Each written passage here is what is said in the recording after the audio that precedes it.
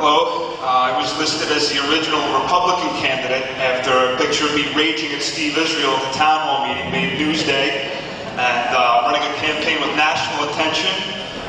Dubbed the picture the shout heard round the world. And a lot of people ask me, why are you doing this? I'm doing this because I love my country more than life itself. Because Ronald Reagan told us that this is humanity's last stand on Earth. And if we lose America, humanity loses freedom. Period. End of story.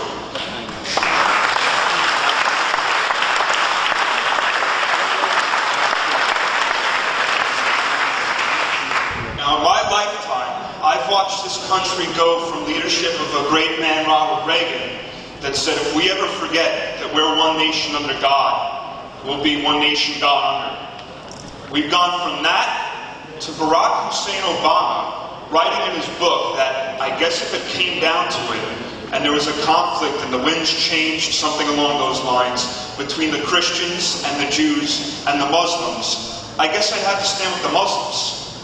That's not something you guess, ladies and gentlemen. That's something you know. Barack Hussein Obama knows he stands with the Muslims.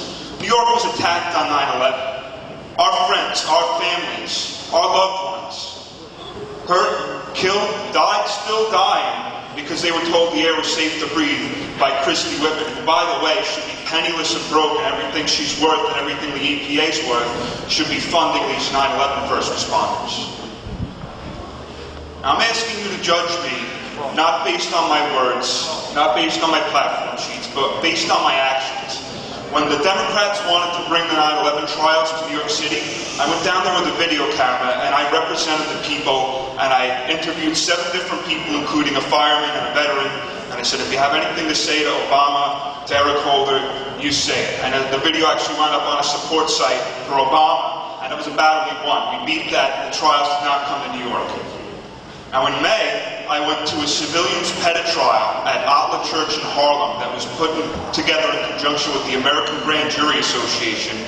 Obama, the CIA, and Columbia University were put on trial and found guilty on 17 different counts, including sedition, wire fraud, mail fraud, and obstruction of justice. We're having a meeting on Monday and Tuesday to discuss the findings of these trials being brought to Congress, the Senate, and the media. And theoretically, this trial is constitutionally legal and binding. We just need somebody with the courage to go to Washington and enforce it. And that's my first plan, to remove Barack Obama as soon as I'm sworn in.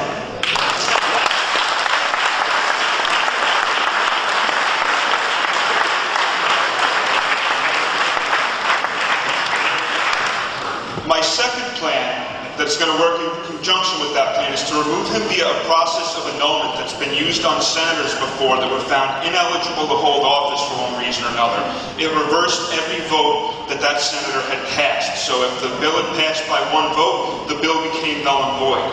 In the case of Barack Obama, every single action that this government took under his illegal leadership would become null and void.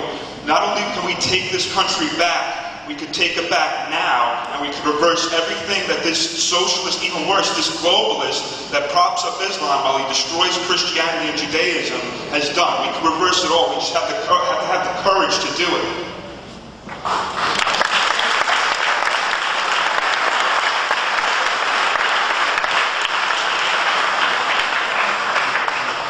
And if that's what you want from this country, then I'm your man. And if you want to vote the party line, I'm not your guy, and we'll have to see how it turns out. I'd like to take Q&A if anybody has any questions.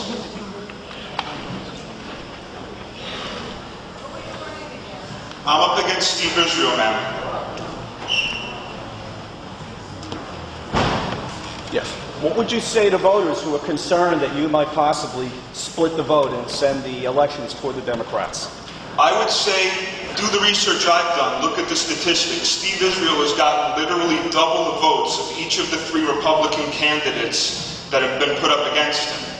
So I'd say, look at the statistics. We also have one of the highest volumes of independent voters in the entire country in the 2nd District of New York.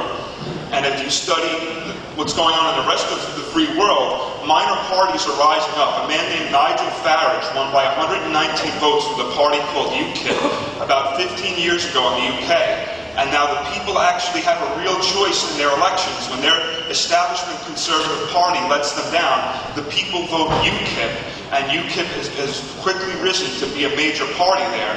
And in the Netherlands, their country's been overrun by Islam because their conservative party, their establishment conservative party, failed their people, and now they're clinging for dear life to Geert Wilders and the Freedom Party over there, who's the only party that had the courage to stand up and take their country back from Islam. So what I would say is don't wait until the U.S. loses more sovereignty like the UK did. Don't wait until the U.S. becomes Islamized the way the Netherlands did before you have the courage to support a candidate with a quote-unquote minor party.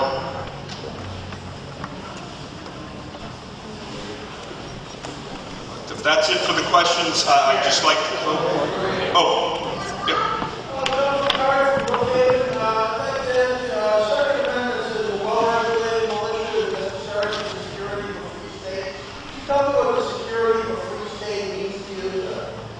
The security of a free state means that every sovereign person in this United States deserves the right to defend themselves, period, end of story. Shall not be infringed does not mean, well, unless we feel like it should be infringed for A, B, C, or D. I'm not suggesting that, that convicted felons be given open carry or concealed carry permits, but there is no reason why every law-abiding American of reasonable age should not be allowed to bear arms publicly.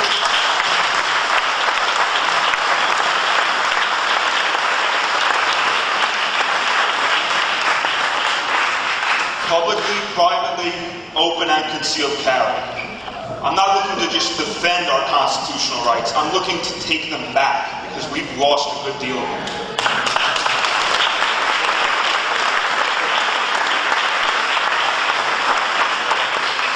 In regard to that gentleman's question regarding the Second Amendment, there are emails floating around that says that next year's tax forms, people who own pistols would have to record so on their return. One, I don't know if it's true, and if it is true, what would your thoughts be about not doing it? Excellent question. We are sovereign Americans under the Constitution. When our out-of-control government makes a law that is not in line with our natural rights that are endowed by our Creator, specifically the Bill of Rights, you have not only the right to ignore that as an unconstitutional and illegal law. In my opinion, you have a duty to yourself and your fellow countrymen and women to not comply with that law.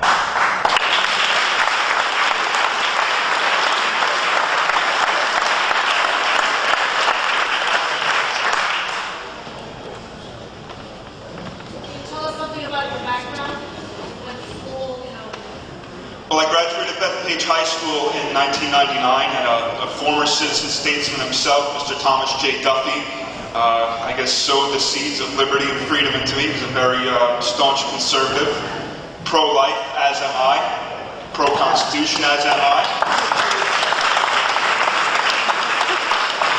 I'm also a financial consultant, which basically, you have to hold a degree, you take a test that essentially translates to a degree in finance. And I understand how to fix the economy. That's what we need right now for the future of ourselves and our children and our children's children, and to retain sovereignty, to retain the Constitution in America. You have to fix the economy, and I have a detailed plan to do so, which includes a sound money option, a fair tax that would burden the people less while raising revenue so we can pay off interest on the debt and principal on the debt to restore faith in the dollar.